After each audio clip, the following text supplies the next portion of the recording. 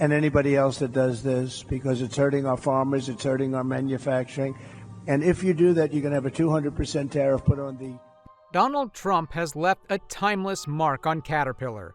It wasn't just a passing comment. Trump single-handedly ruined Caterpillar's reputation with a blunt force, his words as that of a planned assault. The question is, what was the reason for his outburst? We've gotten emails from viewers, some farmers in the Midwest who've said, look, what they worry about is actually that other countries are going to say, well, we don't want your exports, or we're going to tariff your exports. And so that it creates this sort of a race either to the bottom or to the top in terms of cost. More than just a producer of heavy machinery, Caterpillar is a titan of American business, known for its recognizable yellow machines that have molded landscapes all over the world and occasionally impact mining and infrastructure projects.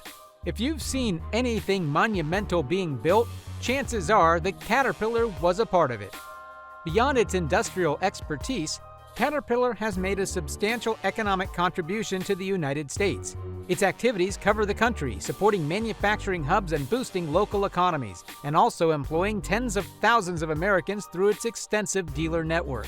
Also, being a significant exporter and source of significant income for the U.S., Caterpillar's global presence has spurred innovation, resulting in technical and technological breakthroughs that have impacted a number of industries. Furthermore, its financial success has conveyed hope for industrial activity and infrastructure investment, which increased investor confidence and promoted economic expansion in general. Right. So as far as Caterpillar being a leading economic indicator of sorts, we don't see much value there. There's already been a lot of other companies, direct peers, that kind of given that insight as far as what's going on. But we think as a lagging indicator, it could be of a lot of value in confirming. But in these times of economic difficulties and uncertainties, the company's future is being threatened, as it is contending with a new set of policies, a situation it might not be able to handle with Trump on its tail. As you know, they've announced a few days ago that they're going to move a lot of their manufacturing business to Mexico. I'm just notifying John Deere right now. If you do that, we're putting a 200% tariff on everything that you want to sell into the United States, so that if I win, John Deere is going to be paying a 200%. They haven't started it yet. Maybe they haven't even made the final decision yet, but I think they have. John Deere is going to, and anybody else that does this, because it's hurting our farmers, it's hurting our manufacturing. And if you do that, you're going to have a 200% tariff put on the product that you make in Mexico, right across the border. They think they're going to make product cheaper in Mexico and then sell it in for the same price as they did before, make a lot of money by getting rid of our labor and our jobs. And despite Caterpillar's unwavering and solid reputation in the mining and construction industries, Trump has been able to eclipse all of that legacy in a single fell swoop by criticizing Caterpillar's operations to an unprecedented degree. As Trump rattled off a mix of anecdotal evidence and questionable statistics that have left people wondering, Trump said the corporation had lost its edge and wasn't doing enough to maintain employment in America. According to Trump, Caterpillars are no longer king as they formerly were, calling the company a failing business. Trump's speech was full of powerful descriptions rather than technicalities. The thing is, Caterpillar wasn't only having problems, according to Trump, it was spinning its wheels while stuck in the mud. Trump's upswing had immediate and far-reaching effects that, within hours, Caterpillar's stock fell as if investors were enchanted by Trump's words. They lost faith in the company as they rushed to determine the impact, wondering if Trump's statements were genuine or just baseless assertions. However, did Trump appear fazed by the economic repercussions he had caused? No. In fact, he doubled down in later interviews, making repeated references to Caterpillars. A perceived betrayal of American workers appeared to be at the center of Trump's criticism.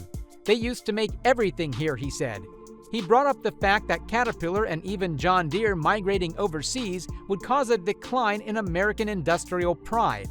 The image he created of the once proud titan of industry renouncing its roots was striking enough to linger in your mind. That's one thing with Trump. He uses stories that are somewhat in line with reality to sow seeds of thought in people's minds.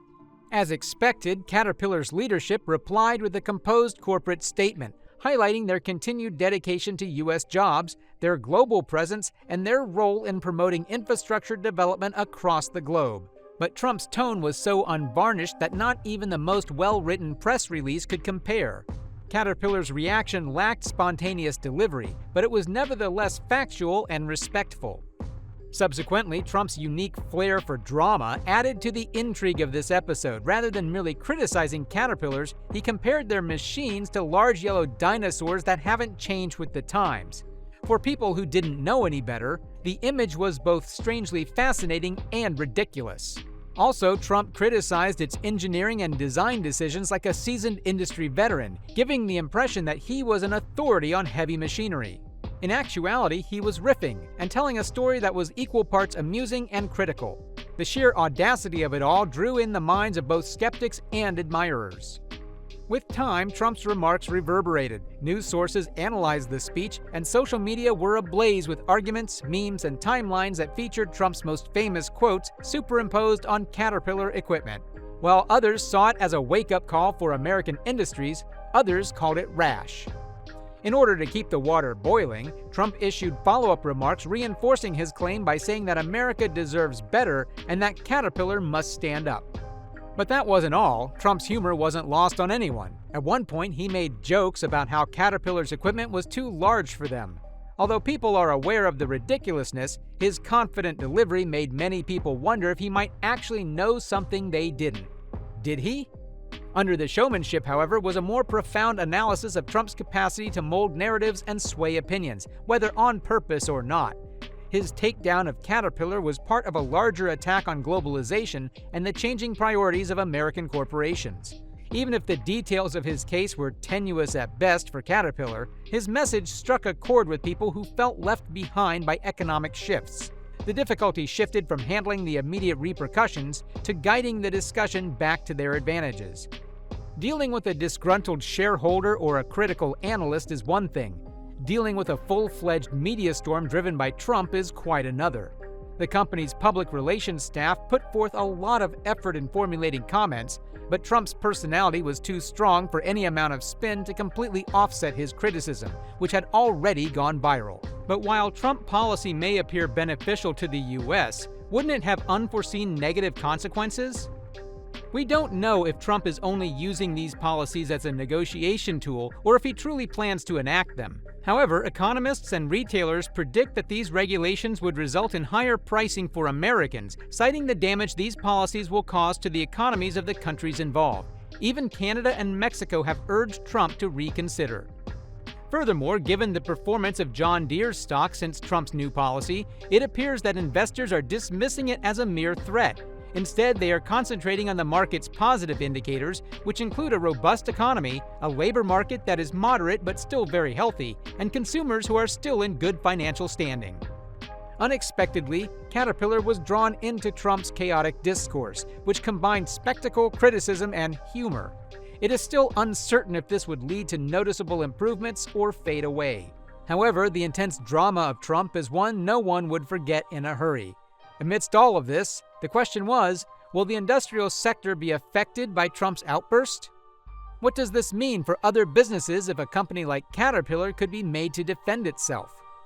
Will this pressure cause Caterpillar to crumble, or will they rise to the challenge? Kindly leave your thoughts about this in the comments section below. Thank you for watching.